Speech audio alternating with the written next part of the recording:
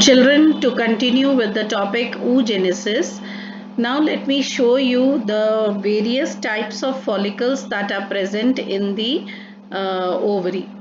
So, primary follicle is the initial stage.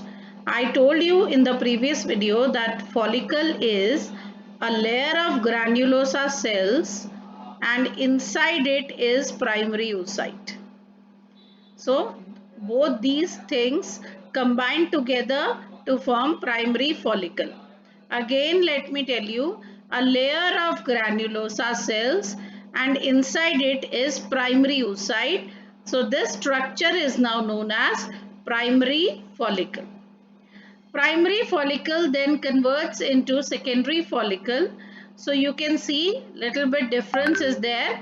Now here the granulosa layer was only one, okay, but here more layers of granulosa cells and a theca, a new theca is surrounding the primary oocyte. So internally the oocyte is same, it is primary oocyte, but now theca cells have been added. You see the blue ones are theca cells and green granulosa are in now more layers.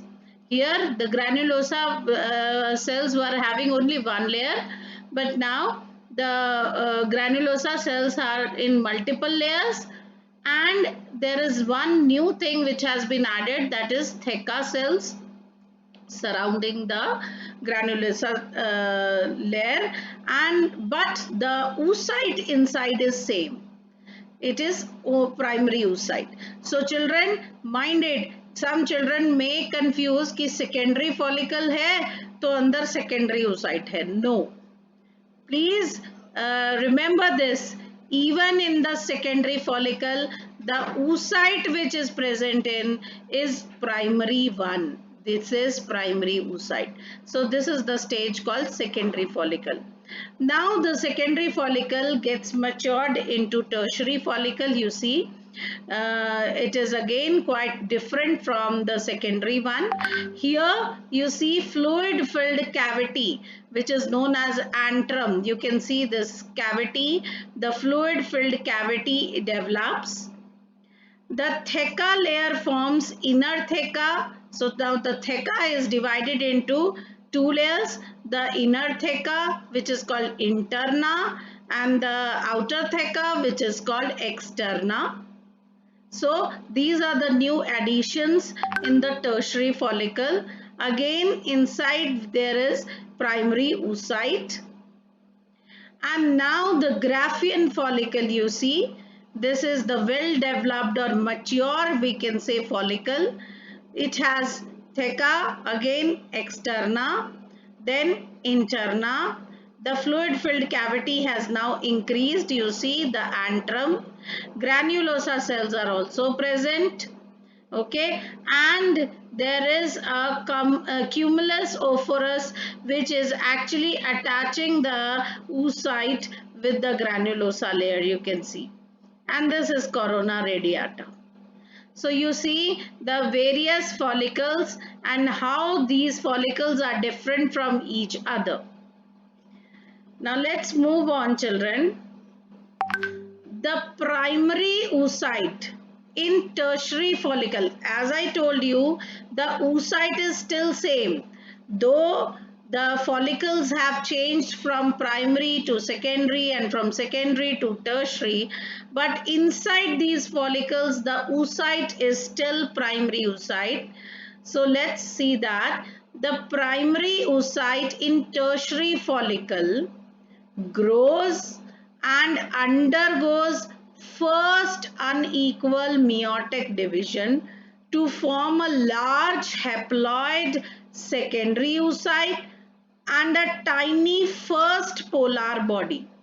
Children, please try to understand this. We all know that meiotic division are divided into two phases, meiosis 1 and meiosis 2, and every meiotic division will give rise to two cells.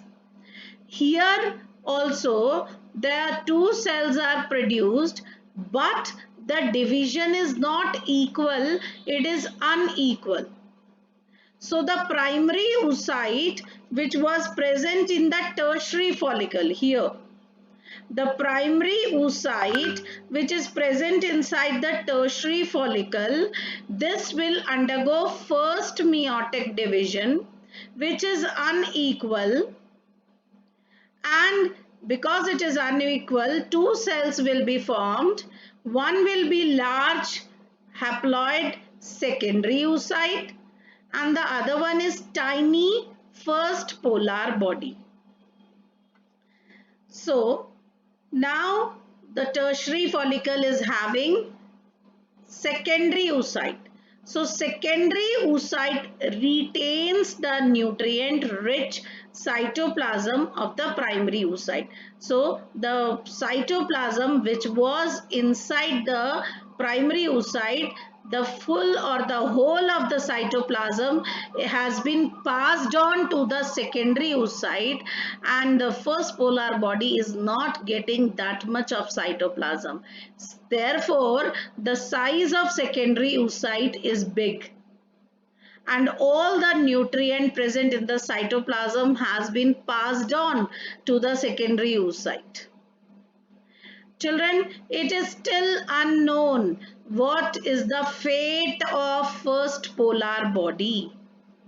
Whether it will divide further or it gets degenerated, the studies are still going on. We are not sure what happens to the first polar body. Okay, now let's move on. The tertiary follicle. Now children, the tertiary follicle further changes into mature follicle called Graafian follicle.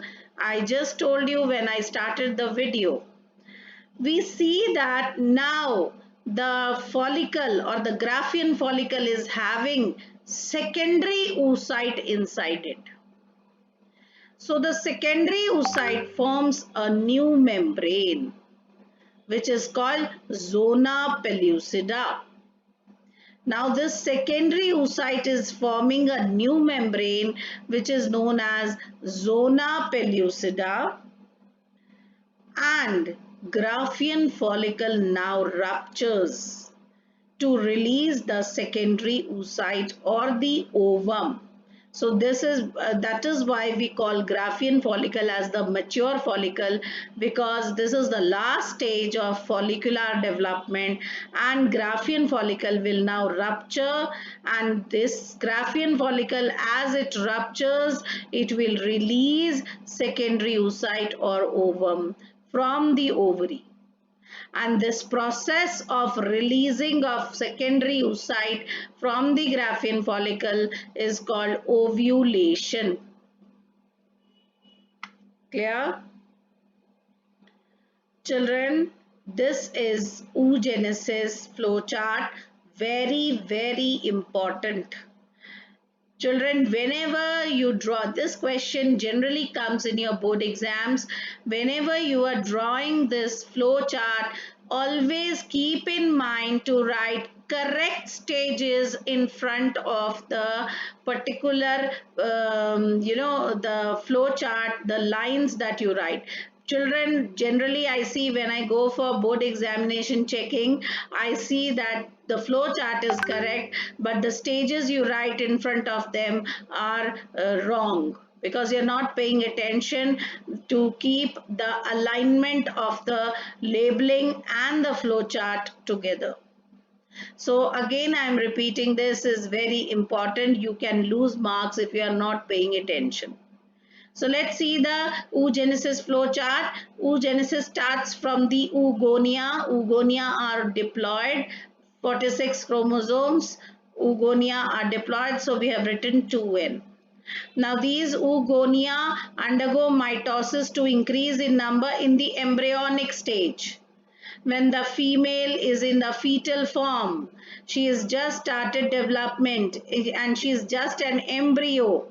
When she is just an embryo, this oogonia is undergoing mitosis and the number of cells are getting increased. You see, all of them are oogonia, the number of cells are increased.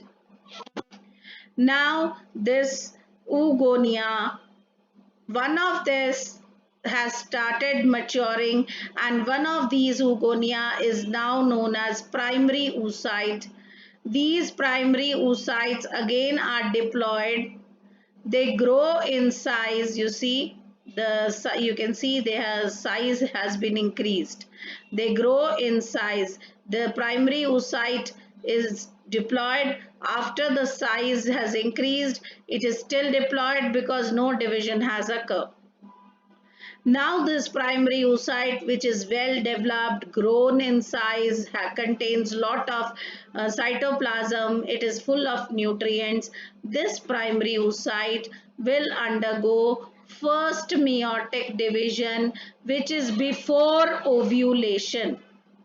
First meiotic division, which is before ovulation. That means the child before puberty, or the child is born before that. Now first meiotic division started, the primary oocyte starts with prophase 1, but then it gets arrested. Now when it gets arrested, the child is born, the female child is born, and when she reaches puberty, after that the process which started but was paused, now that process will again start after puberty, and the stages which were left like prophase one will complete. After that, metaphase, then anaphase, then telophase, all the phases will start completing. So again children, I am repeating, the primary oocyte started with meiosis 1 and the prophase 1 was started, but then it got arrested, and the meiosis or the division was paused for some time. But as the girl achieved puberty after few years, the work which was pending has now completed. So prior to ovulation, the primary oocyte will complete the first meiotic division, and it will get converted into secondary oocyte and first polar body. So see, this is what we are getting: secondary oocyte and first polar body. These are unequal divisions. Why? Because the major part of the cytoplasm from the primary oocyte passes on to the secondary oocyte, because nutrients are required by the developing ovum or egg and the first polar body. We do not know what is the fate of first polar body. Still the studies are going on. Now the secondary oocyte will undergo second meiotic division, which is equivalent to mitosis. This process will take place during fertilization. Very, very important children.